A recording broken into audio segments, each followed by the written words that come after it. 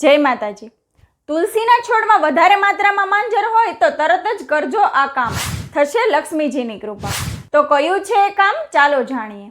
તુલસીના છોડમાં દેવી લક્ષ્મીનો વાસ હોય છે, એટલા માટે સવાર સાંજ તુલસીની પૂજા કરવામાં આવે છે। તેનાથી ઘરમાં સકારાત્મકતા અને ધન વધે છે। તુલસીનો છોડ લીલો થઈ જાય છે, જે ભવિષ્યમાં શુભ ઘટનાઓનો સંકેત આપે છે। એવી માન્યતા છે કે તુલસી પર માંજર દેખાવાનો અર્થ એ છે કે તુલસી દુઃખી છે, પરંતુ તુલસીના ફૂલ પણ અપાર સુખ અને સમૃદ્ધિ લાવી શકે છે। આ માટે કેટલાક સરળ પગલાં લેવા પડશે। જો ઘરમાં નકારાત્મક ઉર્જા હોય તો ગંગાજળમાં માંજર ભેળવીને અઠવાડિયામાં 2 વાર ઘરમાં છાંટો।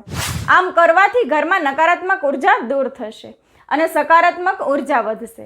જો તમે તમારી ધન સંપત્તિ વધારવા માંગતા હોય તો શુક્રવારે યોગ્ય વિધિઓ સાથે દેવી લક્ષ્મીની પૂજા કરો। પૂજા દરમિયાન દેવી લક્ષ્મીના ચરણોમાં તુલસીના માંજર અર્પણ કરો। પૂજા પછી માંજરને લાલ કપડામાં બાંધીને તમે જ્યાં પૈસા અને ઘરેણાં મૂકો છો ત્યાં તિજોરીમાં રાખો। જય માતાજી।